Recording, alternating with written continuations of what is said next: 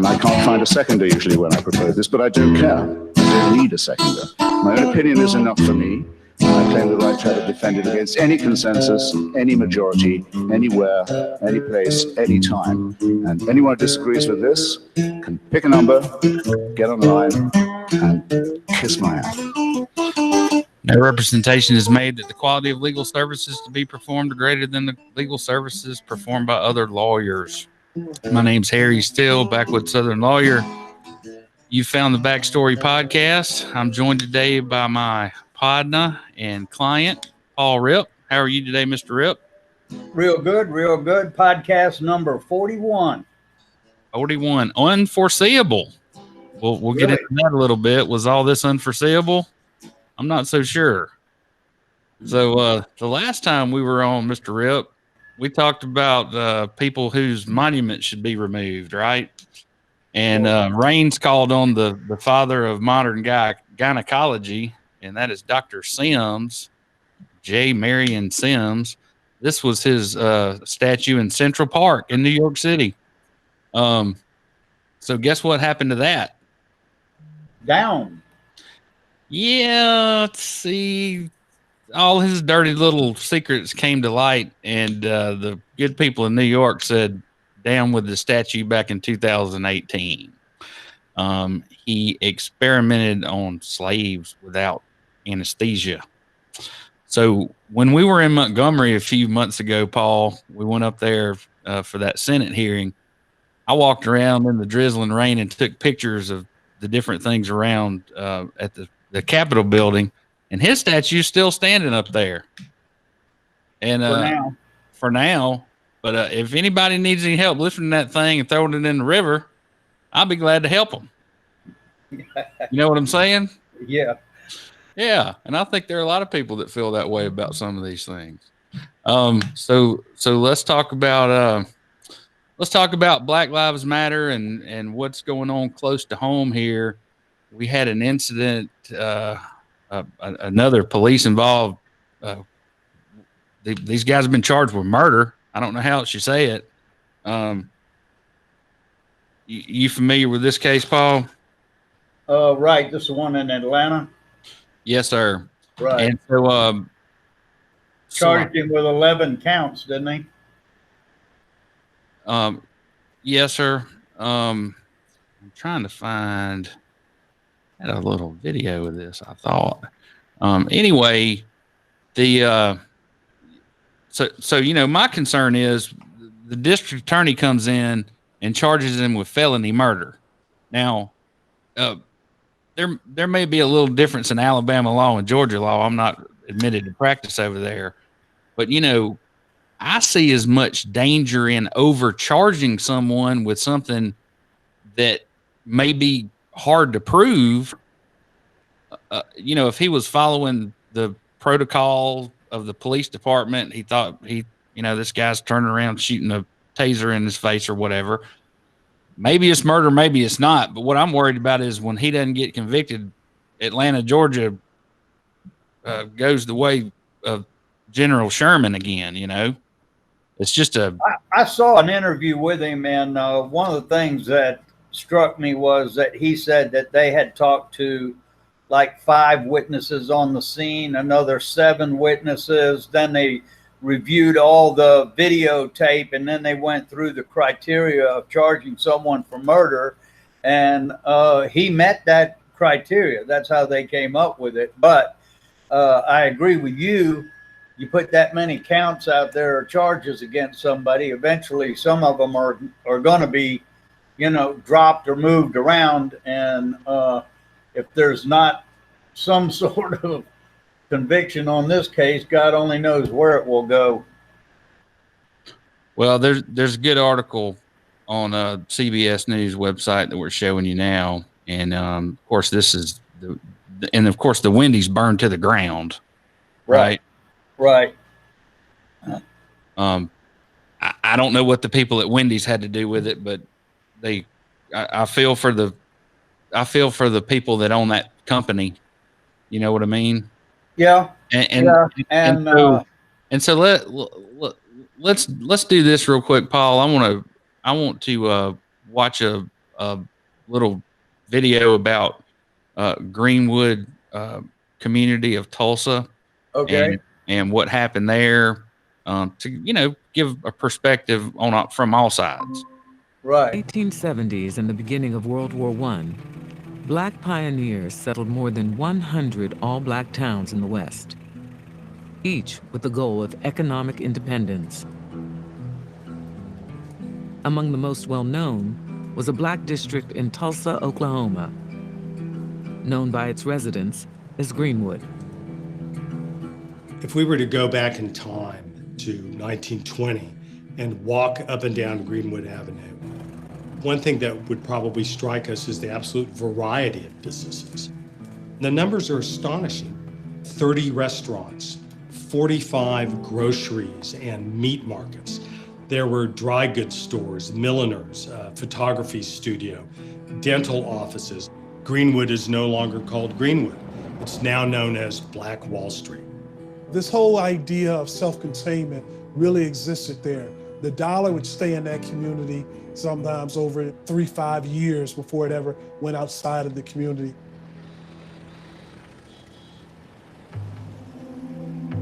In 1919, Black soldiers returned from World War I with high expectations for racial progress at home.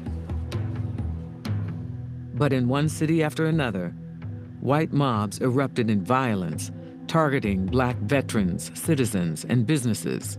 Hundreds died. On Tulsa's Black Wall Street, African Americans, including armed veterans, watched nervously and prepared for what might come. Countering this white militancy is very much an African American spirit of we're going to defend ourselves. If the mob comes, we're not going to run, we've got our guns, and we're going to protect ourselves. And that was especially important and valuable and potent in Greenwood. On May 30th, 1921, the mob came to Greenwood.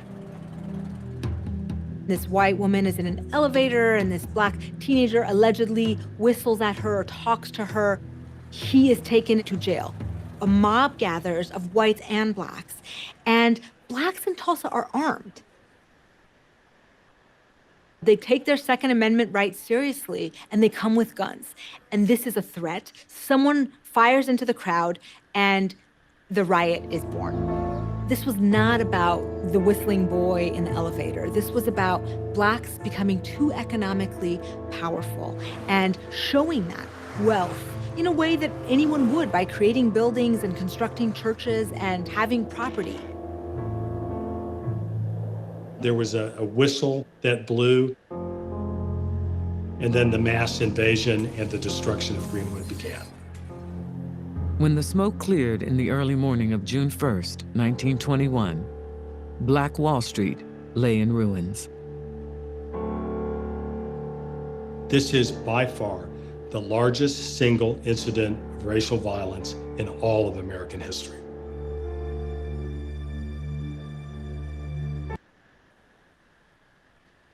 Well, Hard to believe that over 300 people were killed that day, and that the Black veterans that had come back from World War I, thinking that they're going to the land of the free, would have to face something like that as veterans just a few years later after returning. It's really a very dark chapter in American history. And one of the things that strikes me is that a lot of people think that all of the racial riots and everything were concentrated in the South. And this just goes to show you that as far away as Tulsa, Oklahoma, they were having the much, much, much worse incident than occurred in the South. I found that very curious. And this is also Juneteenth. I didn't know whether you got anything you want to present on that, Harry. well, I'll get into that in a second, but are you familiar with this? The Southeastern Conference? Remember this a few years ago? The Ole Miss had to change their flag. Oh, yeah. Right. You're familiar with that? Right. Well, let me see if I can. Yeah, here I have it here. Let's watch this real quick. All right. Morning. A huge talker today on social media is already in regards to Mississippi and the NCAA Southeastern Conference stepping up, saying that if the state doesn't change a part of their flag, they will remove all SEC championship events. So the commissioner saying that if the Confederate symbol is not changed on the state of Mississippi's flag, that they will be forced to remove any championship events from being conducted in that state until it is changed. She said in the statement that it is past time for a change to be made and that all students deserve an environment that is inclusive and welcoming to all. He has support from Mississippi State University's president saying in this lengthy statement that he understands why he's taking this stance and this position, that their school has been on the record in support of this before, and that a week ago he wrote a letter to the governor and other state officials reaffirming that support. I also want to say University of Mississippi, so both of the SEC members in that state are in support of this. Thousands of people on social media commenting, one saying that the point of a flag is to unite people and that this flag for the state of Mississippi doesn't do that. Another saying that it should have been gone a long time ago. So join the conversation this morning. Use hashtag WakeUpCLT and let us know what you think. This move, Ben, came hours after University of Florida said that they are going to stop promoting gator bait as a chant that their fans use at sporting events. So we may be seeing more moves like this and attention to these details coming to light. But we'll continue to keep everybody posted on what the state of Mississippi is going to do in response to this. Like with these social changes.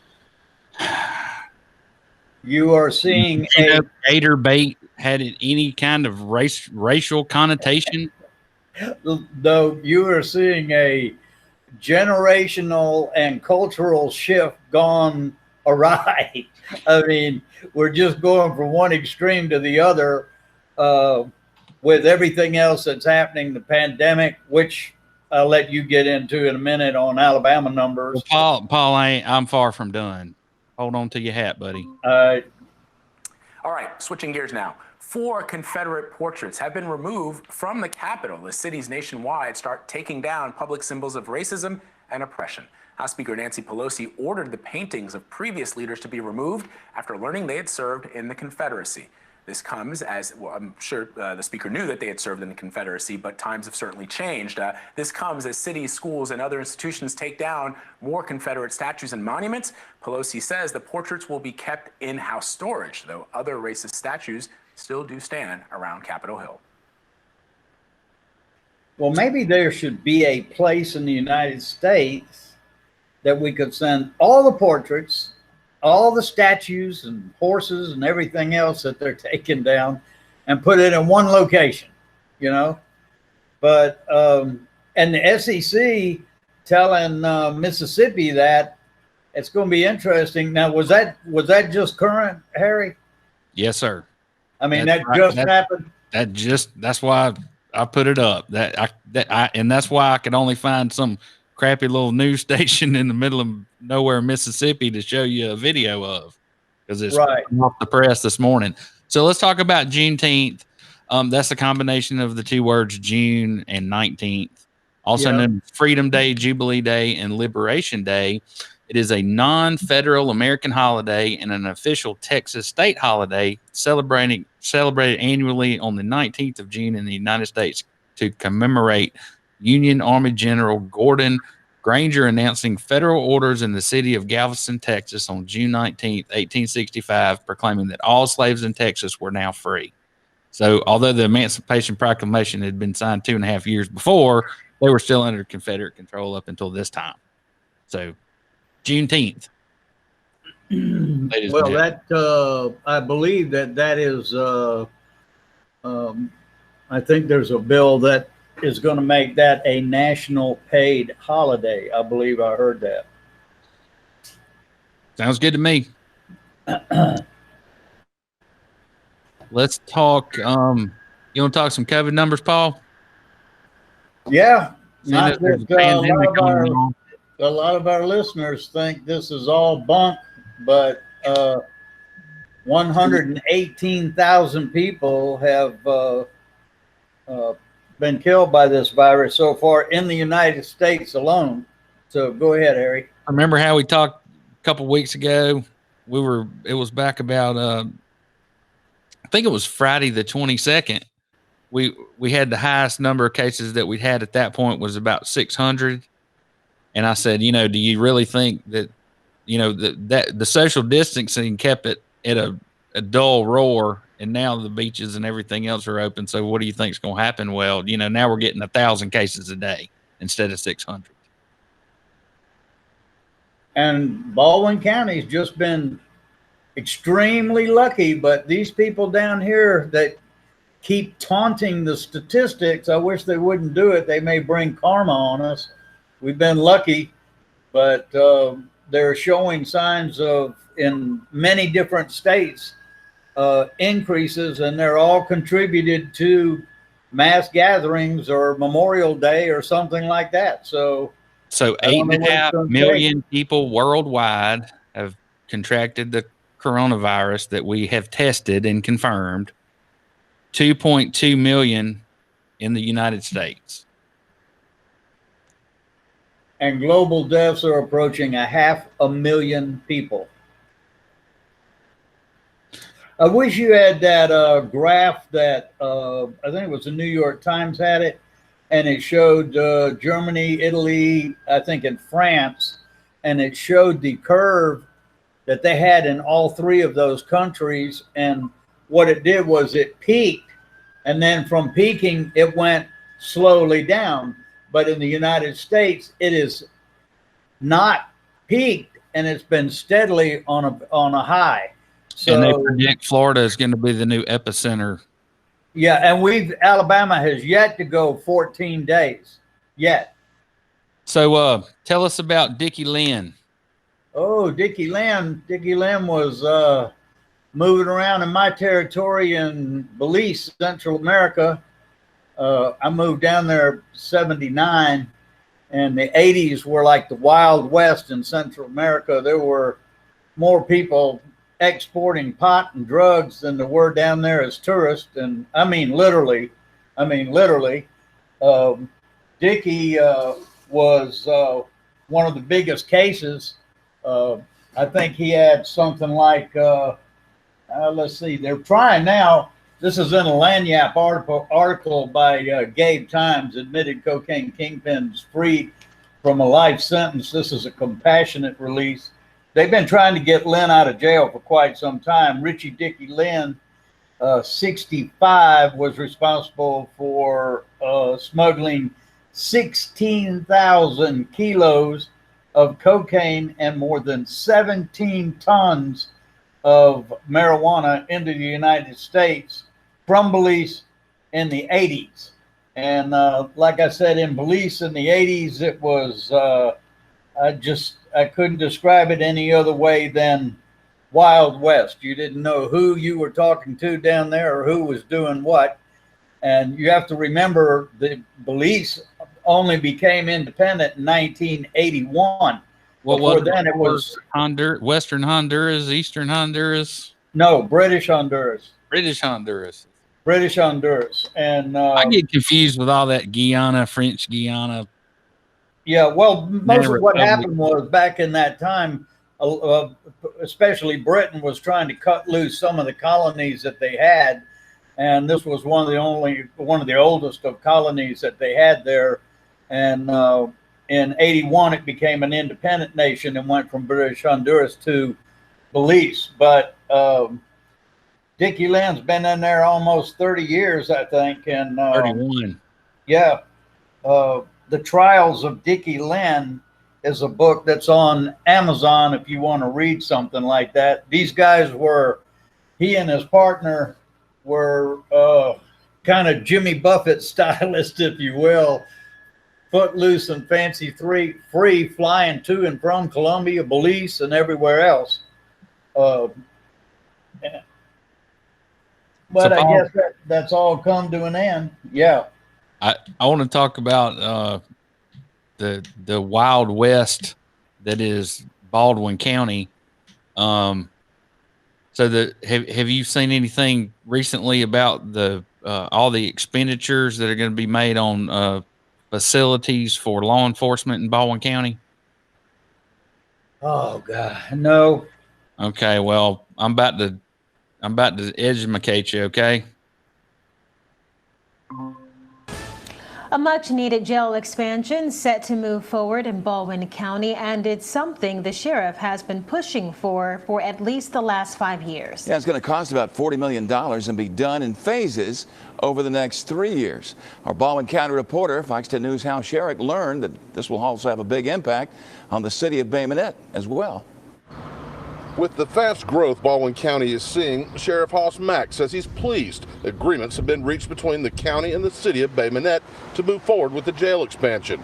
Overcrowding is a problem that's only gotten worse since he first started looking at making changes 5 years ago. We had a lot of discussions back then about facilities, whether building a separate facility on the south end to expand existing facilities. So we did several feasibility studies. The feasibility studies came back and identified exactly what we needed, which was to expand the existing bed space at the correction center in Bay Minette. The jail currently holds 650 prisoners, and pre-COVID, some months were near capacity. Another issue is the growing number of female inmates in recent years. Since they must be separated from the men, this expansion will also fill that need. The Baldwin County Commission approved $38 million in this year's budget to make it happen. I mean, the sooner that we can get started, the better, because we know as fast as Baldwin County grows, that we're going to be dealing with this issue in the next 3 years, and so we just wanted to be ready for that. The county is purchasing the municipal annex from the city of Bay Minette right across the street from the county jail. The cost is $890,000, and the sheriff's administrative offices will move there. That means the Bay Minette Police Department and several other municipal offices. Ding, ding, ding. Ding, ding, ding. Everybody gets a brand new SUV. The city will build a new justice center. That's why we're excited about being in partnership with the county commission and the sheriff on this project. And several other things. It helps the sheriff, it helps the county, and it helps the city. So it's a three-way win, in my opinion. These changes will take time, and Sheriff Mack expects inmate populations to get worse before they get better. Department of Corrections is not accepting inmates from counties. So we're housing state inmates in our facility. And why is that? And why, if he's got everybody's phone number on our legislative delegation, aren't they up there raising hell with the governor to come take these state prisoners out of the county jail? And why? Because he's playing ball. Because let's use this crisis to build a bunch of jail space. Let's continue to be educated, Paul. Hold on. Until they get ready to take them back. And right now, their plan is probably not even to start taking state inmates till the end of the year.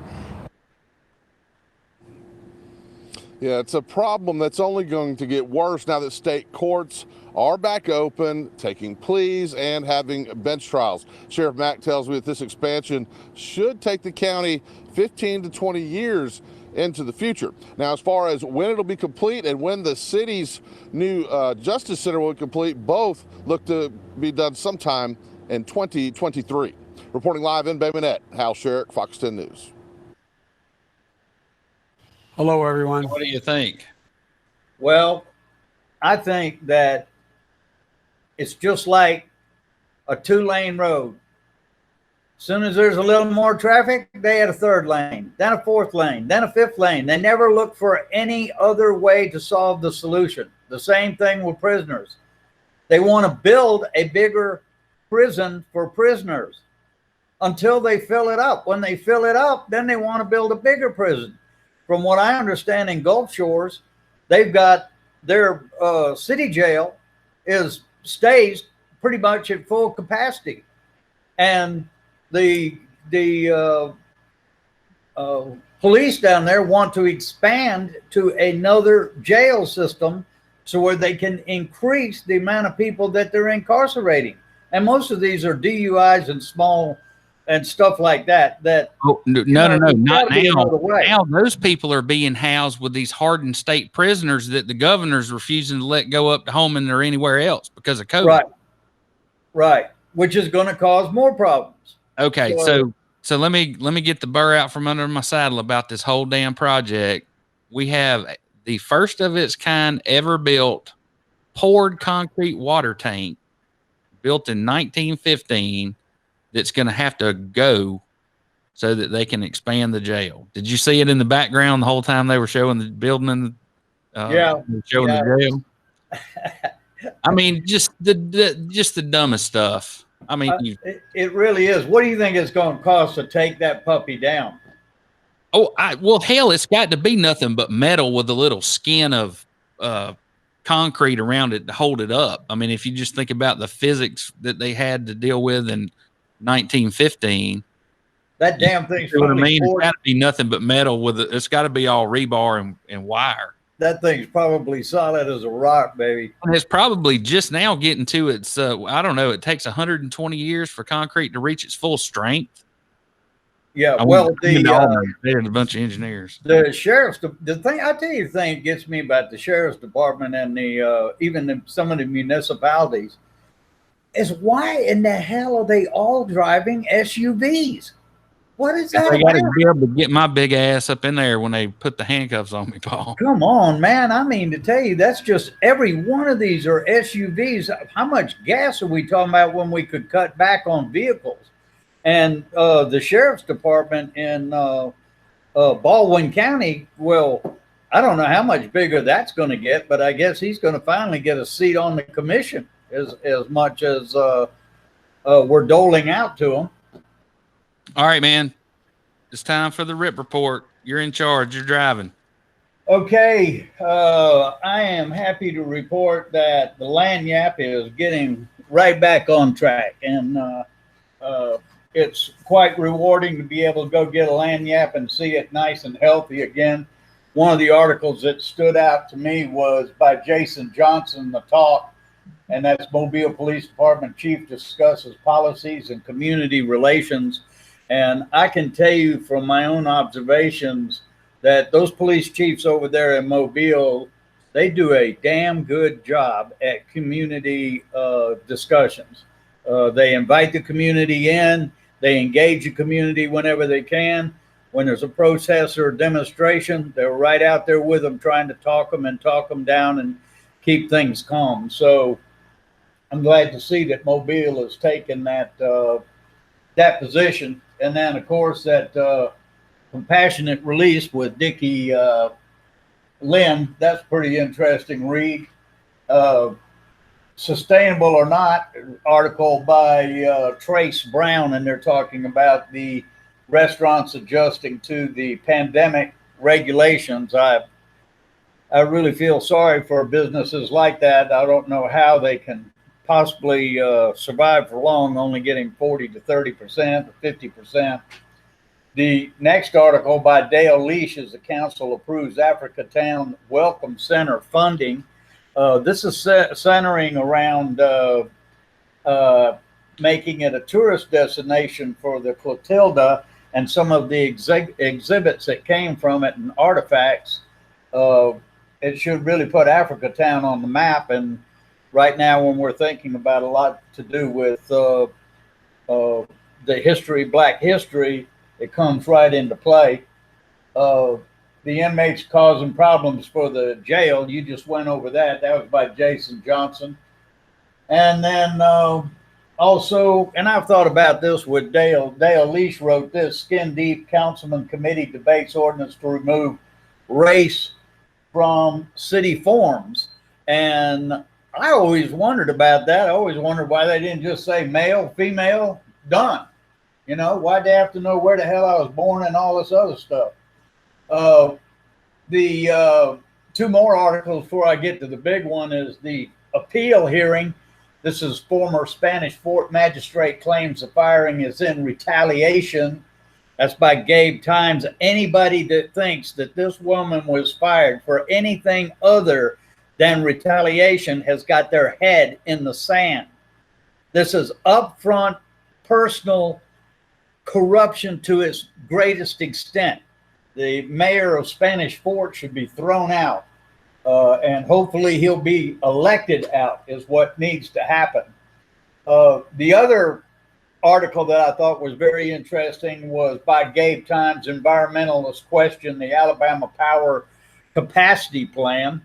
They want to take the Berry steam plant, increase the capacity up there. They're not addressing anything to do with the coal ash, nothing to do with the environmental studies of the coal ash. They just want to keep increasing production. And this is like over $1 billion project. So I don't know what you can do with someone that is a monopoly as large as that. And that's what it is a monopoly. The inside story there, Harry and I went last night to Page and Palette to hear Governor Siegleman and his story.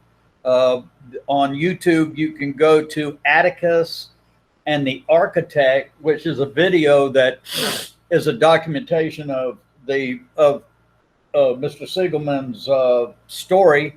And, you know, before you discount Governor Siegleman, you need to realize that he is the only man that has been elected to Secretary of State, Lieutenant Governor, Governor, and Attorney General.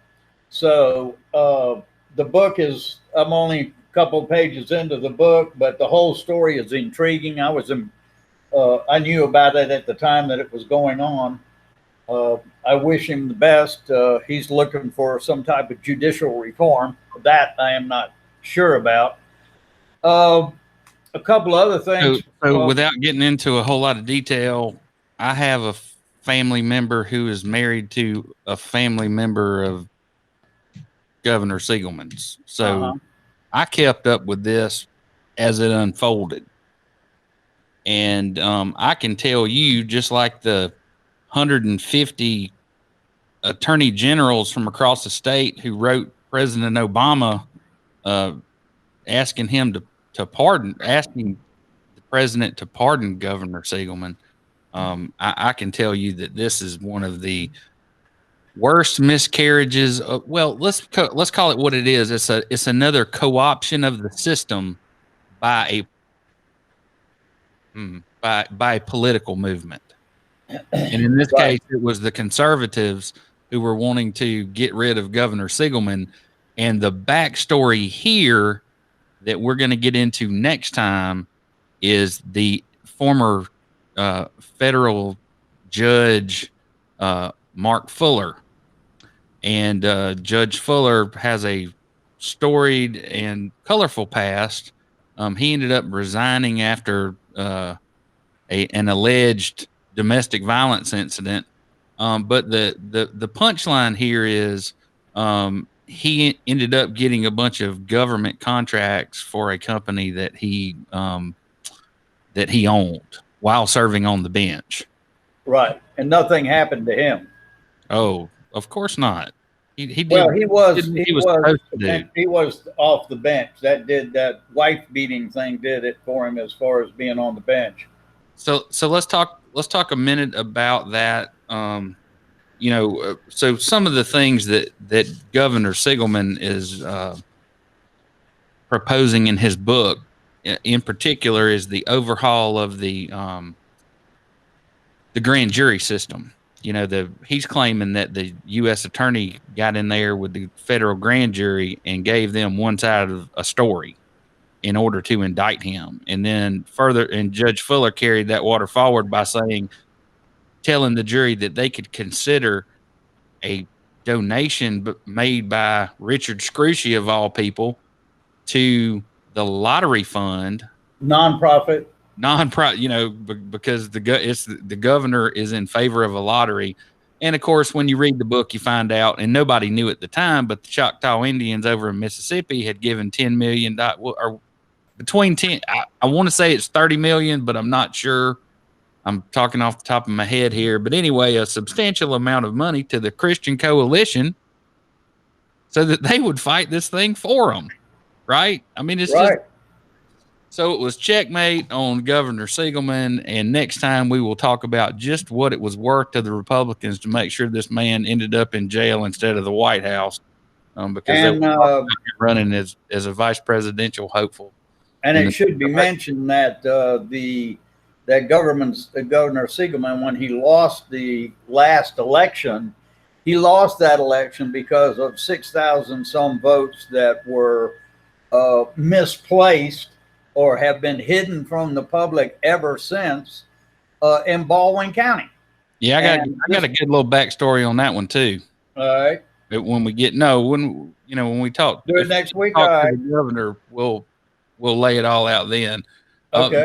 There is one thing that you missed, Paul, and I don't want anybody to think that I missed an opportunity to throw Batman into one of our podcasts. But if you go back and watch Batman Returns, the whole premise of the bad guys' idea is they're going to build a power plant, even though they don't need one in Gotham City.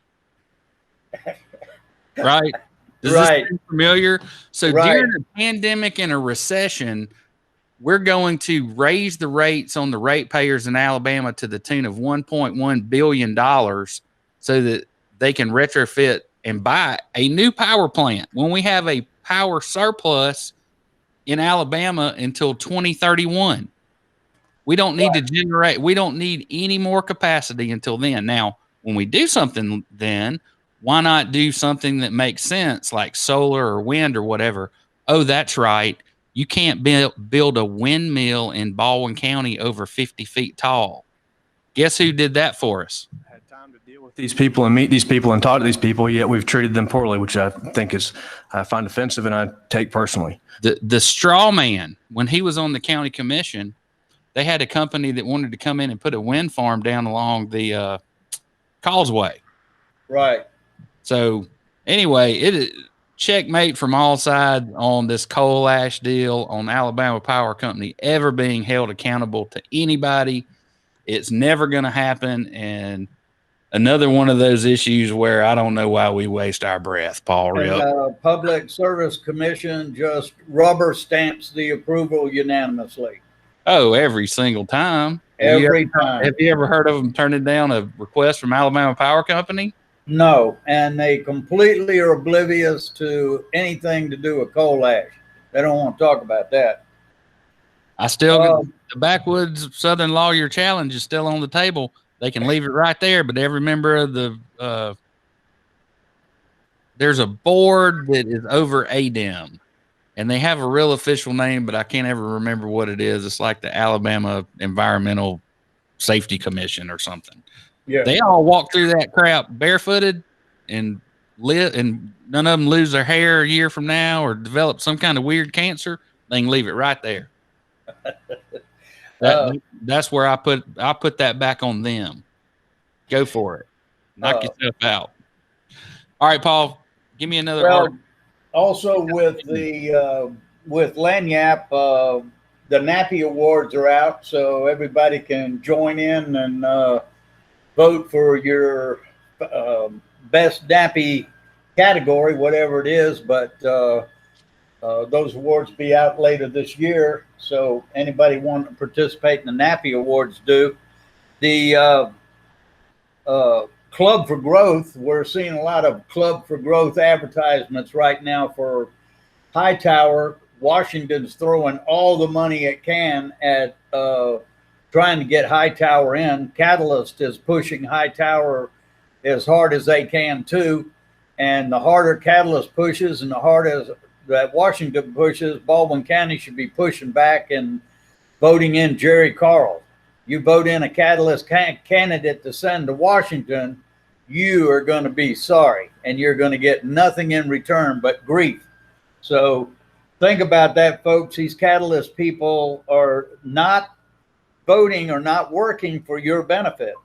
And don't think Catalyst only has its eyes on Washington. They also are looking at Daphne. It appears that the Daphne mayor, Mr. Haygood, who really started out even before Catalyst, but the same group just morphed into Catalyst, seems like he's fallen out of grace with the Catalyst people. Now, Catalyst is headed by Scott Boone, who is Kevin Boone, the Councilman Boone in Fairhope. That's his son, and he is contributing heavily in Daphne to Steve Carney, who's running for mayor. So if they got Catalyst beside their name, you better be thinking twice before you put your check there, people. I'm telling you, that is a downward street. You want to chime in on anything else before I get into this next article, Harry? No, sir. There was one thing that I wanted to go back over, and if you give me an opportunity, I will, about the Atlanta shooting. And I had all the names written down. That's why I couldn't come up with it. I lost my notes. But when I look at that Atlanta shooting, I see a whole lot of victims. I see a system that we set up, and when I say we, I don't mean white people. All of us set up, and everybody in that. Now, of course, somebody made a decision to use deadly force, and they have to answer for that. But, you know, Rayshard Brooks was 27 years old. He's dead. And now Garrett Rolfe, that guy's life's over with. When he pulled that trigger, you know, and that's anytime you pull a trigger, you're responsible for it, whether you're a police officer or not. So that was the only thing that I wanted to go back around to. And well, my thing with the police department, you got to have a police department, and there's damn good policemen out there too. But I think that we strayed into militarization, especially some of these sheriff departments, and assault rifles, 50 caliber sniper weapons, you know, armored vehicles, and then combat training with a pistol to shoot until you're empty to kill. You know, that type of strategy, that's not a policeman is a peace officer. And that's what should come first, is a peace officer. So, Paul, I'm gonna say something, and you're not gonna like any of this. All right. I think the president coming up with his own ideas for reforming the police and taking something like a chokehold, properly applied by someone who's trained to do it, is a really good way to incapacitate somebody, where you don't have to hit them over the head with something or shoot them with something. Or let's go to, why did Bay Minette Police Department spend $40,000 on ARs? They should have spent $40,000 on non-lethal Mossberg shotguns that only fire rock salt or a taser round or a beanbag. And trust me, it's like being hit in the leg with a baseball bat when you get shot with one of those beanbag shotguns. You'll go down. You'll have no choice. And those are the kind of options we need to be putting on the table. Not from, you know, what happened to the nightstick? Did Rodney King beating take that off the table? So now when you had something, you keep somebody at a distance from you. Now it's all hands on, where they, you know, can potentially get something like a taser off of you. Thank goodness he didn't get a hold of that gun. There are just a lot of things about that whole shooting. There were mistakes made, but if you watch the first 40 minutes of it, you just think, this is, my goodness, when's something going to happen? You know, I kept going, this seems like real tame. And then all of a sudden it just goes to chaos. Yeah. I spent a good 6 weeks, I think, in Vietnam, about 6 weeks on military police. And we're in Vietnam in a combat zone. Of course, now we were in a very secure area there by a Marine air base at that time. We were not given a weapon. At the post, you had a 16 gauge shotgun, but those that were roaming around, we just had billy clubs. That's all we had. And they knew when they saw you coming to break it up, right? Right. You're going to use that billy club. First of all, they didn't want to see the Marines coming anyway. I'm sure. Walking to a squid bar. I swear nothing ever surprises me. But here we are going into elections in Fairhope, and it is going to be, ladies and gentlemen, it is going to be probably the nastiest bar fight you have ever seen in your life. You have every story and concoction going around, but the one thing that in Lanyap, and this is a dueling articles, if you will, written by Howell Raines, wrote The Grandiose Disaster in the Making by Howell Raines, and then the opposite opinion is A Plan for Resilience in the Waterfront, and this is written by Karen Wilson. Now, Mr. Raines is a former executive editor of the New York Times, and he's an MSNBC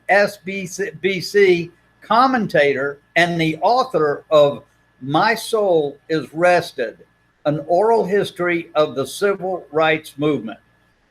I want Mr. Raines to know something. He is the epitome of what Mr. Boone, Councilman Boone, and Councilman Brown call a carpetbagger. He is, and this is who he is quoting. Okay, now the topic of this is the waterfront. Now, in 2010, we had the BP disaster, and out of that came some funds that trickled down to different communities. Fairhope was one, and as of the last 3 years, first this money had to come from BP, then it went into a pool, then you had to apply for it, then after applying for it, you had to qualify even more, and it goes on until about 3 years ago, when the money looks like it was on the table. So Fairhope moved ahead to have a waterfront project that is like $6.3 million. Now, this money came from BP. It has a particular criteria to it. They're not just giving you money to go out there and come up with some fancy plan. It's for the stabilization of the banks in that area and the erosion. And Mr. Howell is not even familiar with the erosion on the other end of the park, which is drastic. And he refers to Fly Creek as just a nominal problem of a few residences. This tells me that Mr. Howell knows nothing, Mr. Raines knows nothing at all about the history of Fairhope. He's quoting Councilman Brown and Councilman Boone. That's always a good idea. Pardon me? I said, that's always a good idea. Yeah. He's quoting Brown and Boone as being the people that he wants to help stop this plan. This has been going on for 2.5 years, people. These people have never even come to the meetings. They admit in the article that they're 6 weeks, 8 weeks behind. They don't know. They didn't come to the meetings. They're not familiar with what's going on.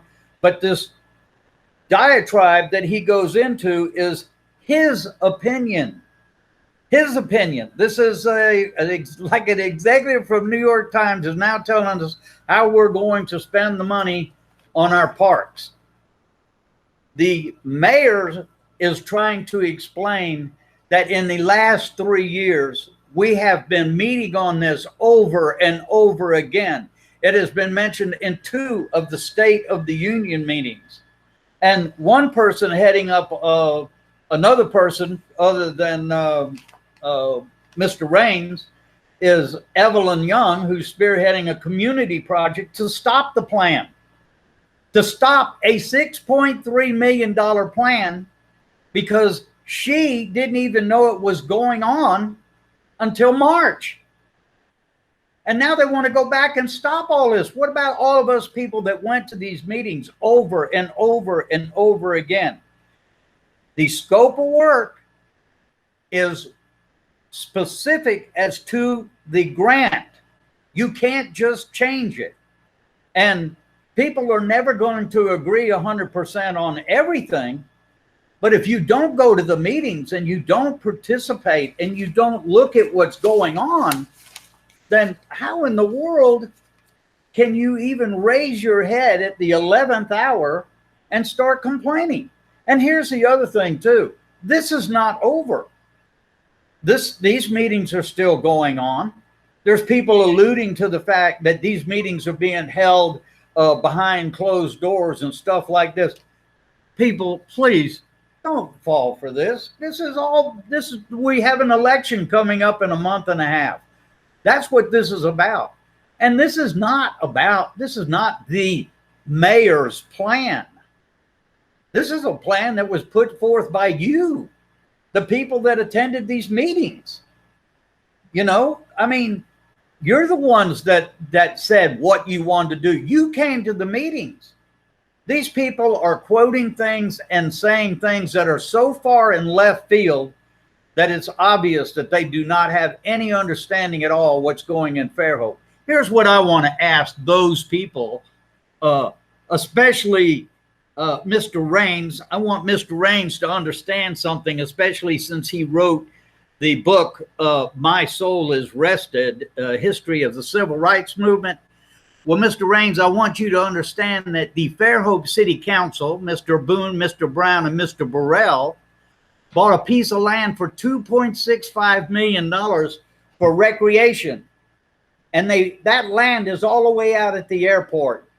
Now, Mr. Raines, I don't know where you were then, but they did that because they did not want that recreation land to be close to the black neighborhood. And if you don't believe that, you just go and ask around. So where were you, Mr. Raines, when that was going on? Okay, where were you, Evelyn, when that was going on? What about the corruption? What about the obvious corruption of different council people? Where were you? Where were you when they were trying to give away the Triangle property? Where were you when they bought the K5 Center and didn't have enough money to do anything with it, and then spent tens of thousands of dollars in just putting a patch over a condemned building? Where were you when they tried to change the government for the better to where the community had more representation? Where in the hell were you people? I was even there at that one. Yeah, where were you? And now you want to come up and make a big stink about a project that you don't know a damn thing about. This is all political, people, and you can bet that Catalyst will capitalize on this. And if they see that it's got feet, they will run with this just as a political issue. And if this project is stopped because it's a political issue, then everybody in Fairhope loses. Everybody loses. If you want to participate, show up for the meetings.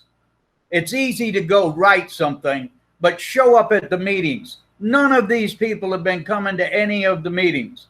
So, and as I said, this project is not signed, sealed, and delivered. The mayor is still asking for input, but that means you got to come to the meeting. You got to hold up your hand and you got to say something. But just going for an executive editor of New York Times who's relocated in Fairhope and wants to sharpen his pencil again. Well, let me tell you something, Mr. Raines. You need to do a little bit more research before you write that next article. Damn, Paul. You kind of pissed off about this thing? Yes, I am pissed off. I'm fed up, man. I am fed up with people in Fairhope with their head up their ass. All right, let's talk about something that's really going to set your ass off. How about this? The Grand Hotel expansion. God! This thing here. Oh, okay, people. You're right. You're right, Harry. You're torturing me. Okay, you're torturing me. All right, listen to this, folks. Here, you, Mr. Raines. You want to write about something? Write about this. Now, see where it says subject property and it's got the little arrow. That used to be the only damn place you could buy gas between the Fairhope Yacht Club and way up in Weeks Bay. Right. So they got PO'd because their project didn't get approved, and they went ahead and pulled the tanks up out of the ground. So the reason that everybody wanted it to stay like it was is off the table anyway, right? Right. So now they're going to come in here and they're going to build luxury condominiums. Listen, they used that as a threat at the meeting. At the meeting when we were asking why they took the gas tanks out and everything before the application was in, why these gas tanks were taken out after, I think, some ridiculous time, like 40, 45 years, 50 years they'd been in. And at the meeting, the RSA representative said, well, if you don't allow us to do this, we're going to do this. And we're going to use every piece of property, every piece on there to build even more condominiums. Do you think they care about your neighborhood? That's what they did. Yeah, and they don't care about your neighborhood. If you think RSA is a good neighbor, well, then just ask those people down there at Point Clear who are being run over by RSA. Now, RSA also doesn't pay any Fairhope taxes at all, but we provide them with all the services they need, but they don't want to pay us any taxes. Many years ago in a meeting, I heard somebody say, you know, a councilman, what is his name? He's deceased now. Councilman Ford said that Fairhope would be nothing without the Grand. And it was Bobby Green that stood up and said, no, the Grand would be nothing without Fairhope. And that is true. If the Grand was down there and Fairhope wasn't here, it'd be an isolated hotel on a peninsula. You know, that's it.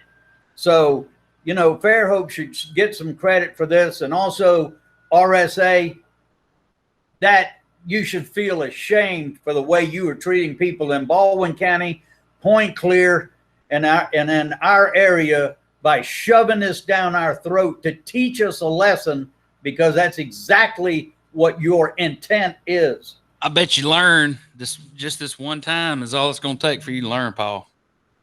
Yeah, really. I have my copy that I got last night. Did he sign yours?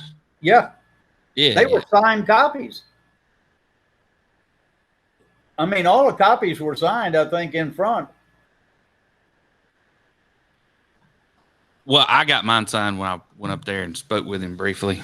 The only other thing that I wanted to go back around to, when we were talking about the new $40 million jail and the expansion of the Bay Minette's going to build a new justice center. I guess so they're going to sell their police department to the county, and then they're going to go somewhere else and build a facility. I'm going to make a prediction, Paul. I haven't looked at any of this on an agenda or anything, but I'll just bet you the Fraser Lanier Company out of Montgomery does all the investment banking and bond work. Just a little hunch.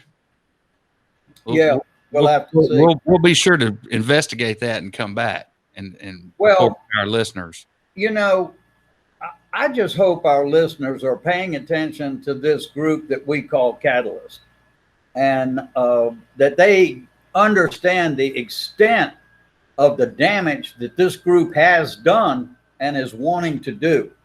And if a candidate has his name out there beside Catalyst, or Catalyst is supporting him, I'm telling you, people, if you're voting for these people, you are voting against your best interest. And the people in Fairhope, I hope that you're smart enough to look at facts and read information that is factual, not something that somebody created right before an election that doesn't even have any idea of what the hell they're talking about. Attend the meetings and vote. And if you're really concerned, run for office. All right. Since Rain's isn't here, I get to dabble a little bit, and I want your honest opinion on this. Okay, Paul? Uh-oh. Yep. So just one sec.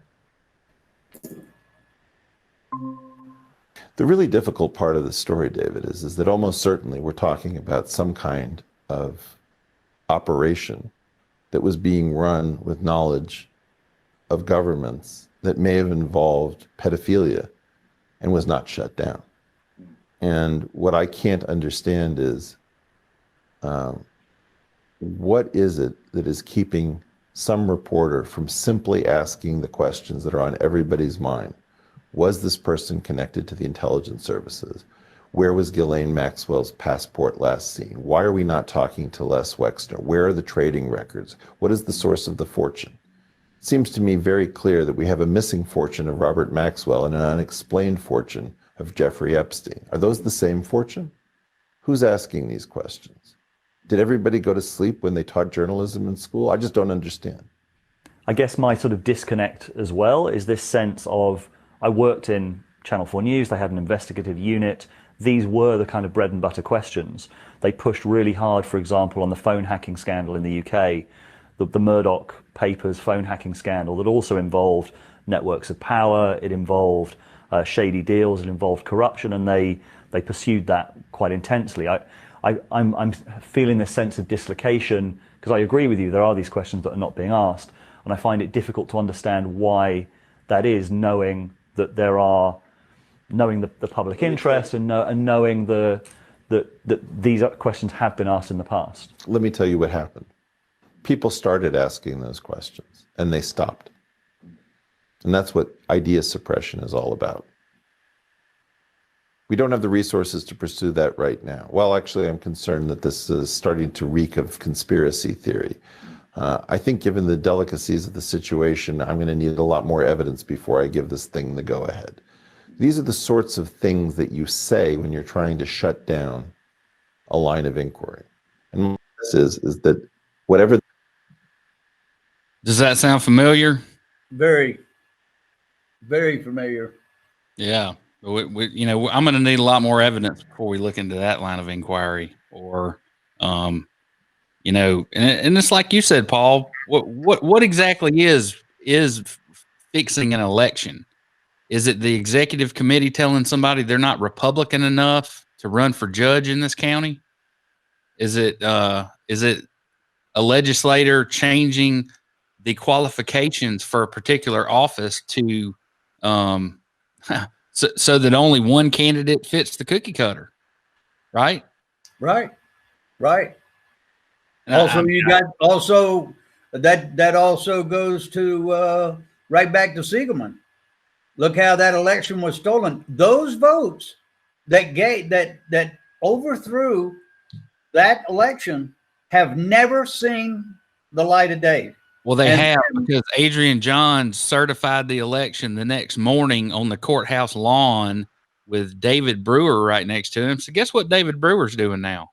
Working for the Secretary of State. For the Secretary of State. Wow, as the world turns. He was the head of elections in Alabama. He's our former county administrator down here. I will say, though, that the Secretary of State, John Merrill, is one of my favorites on Goat Hill, because he was the Secretary of State that listened to the complaints from Fairhope about suspected fixed and rigged elections. And I know that a lot of people, other than just myself, complained. There was a poll watcher that complained. And as I understand it, even the city clerk chimed in, which basically was her responsibility. I think I just misspoke. I meant David Brewer. I think I might have said David Connor, who was the county attorney. No, you said Brewer. Okay, Brewer. You said Brewer. But for years, folks, you know, we say rigged or elections, and you want examples? There's 4 examples right there. That's all Baldwin County. That's the way they roll here. Before Catalyst was formed, it was Stacy, Elliott, and Haygood, and their sales point for you to sign up with them was that they guaranteed you 100% you would win the election. Not until people got out and then they became Catalyst. And then Catalyst went under the wire for a few years doing the same thing over and over again. But by 2016, people had caught on and they saw what was going on. This group, Catalyst, has funneled $1.4 million through their organization to different candidates. These are judges here. How are these judges getting their money? We see the money going from Catalyst. What we don't see is the money going to Catalyst. Who is giving the money to Catalyst? They're builders, they're developers, they're all the people here that are doing exactly what is counterproductive to our communities. But they're doing it for $1. So again, folks, pay attention to Catalyst. We've got these documents up for you to look. Unlike Mr. Raines, we have documents to go along with what we're saying. That's about all I got, Harry. You got my blood pressure up. Mr. Rip, through 41, you know, a lot of people discount what we say, and that's okay. But, you know, the one thing I know, Ain't nobody filed a defamation lawsuit against us yet, have they? Because we had anything that wasn't true. No, and let me yeah, and let me remind people, if you want to read, if you really want to read and you want to see what went on, say in Fairhope since 2016, since the last election, you can go to theripreport.com and you can go all the way back to when the mayor was sworn in, and you can see how the mayor was treated. Mr. Boone and Mr. Brown have said in the council chambers that they would not approve anything the mayor was for, that they were totally against the mayor no matter what she suggested. I wonder if Mr. Raines knows that. Anyway, you're going to have to get me off the air, or I'm going to start. All right. Well, so the title of this episode is Unforeseen. And we've been talking about police harassment, the militarization of police, qualified immunity, all of these issues since we got started. Right.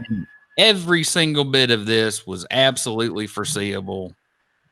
And having this leaderless movement with all these demands, I don't know, at where does it end? And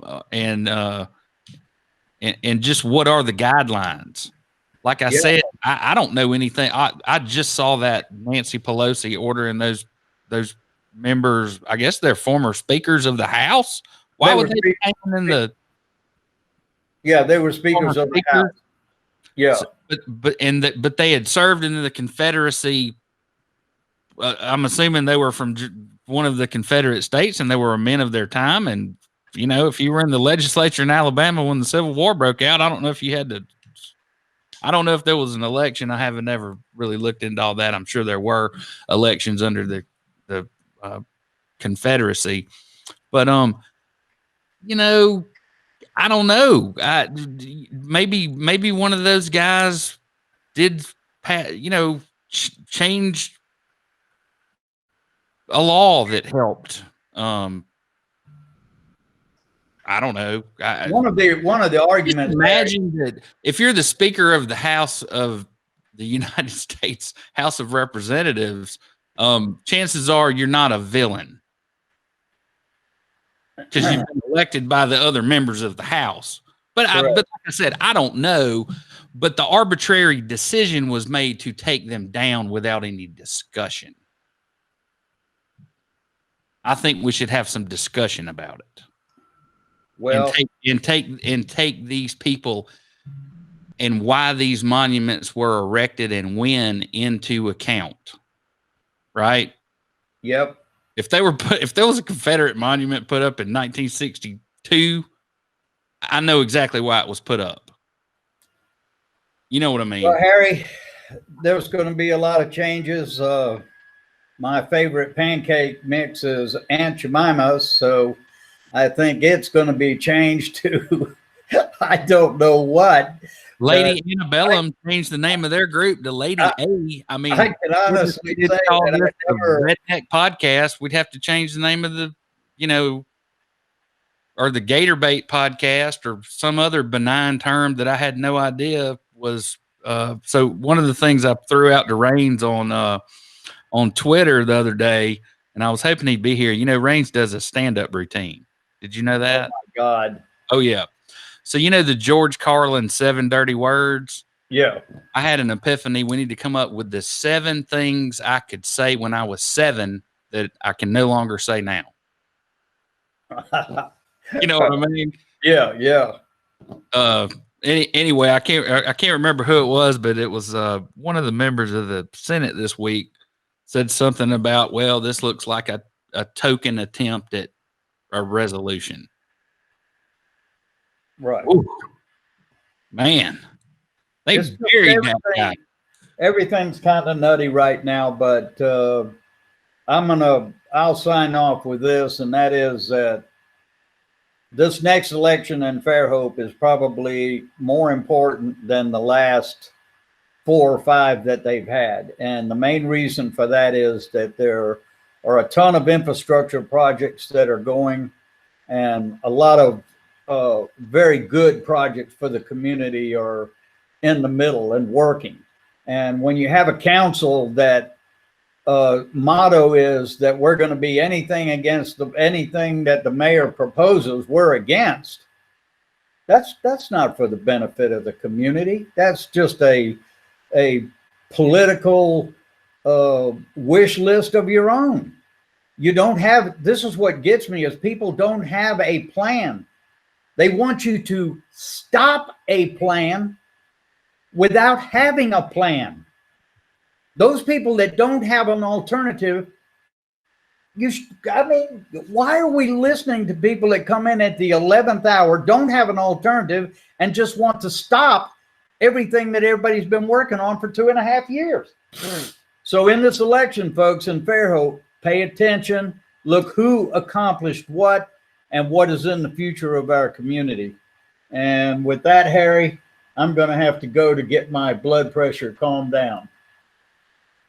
Well, good luck to you, Mr. Rip, and I will see you next time. Thanks, everybody, for stopping by, and we hope you enjoyed this podcast. Be sure to put up JD's cartoon there. I sure will. The council cartoon.